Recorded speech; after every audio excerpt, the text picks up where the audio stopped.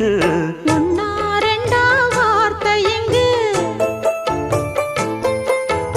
ஓயாதையா வாழ்க்கை எங்கு ஆராதையா ஆசை என்று. பாட்டுக்குள்ளே பாட்டிருக்கு, படிச்சு கத்தா மனசிருக்கு. இந்த வயசு இப்ப புதுசு, அடிவாடி பூங்கொடி.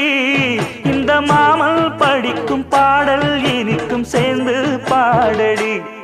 இந்த மாமல் படிக்கும் பாடல் இனிக்கும்.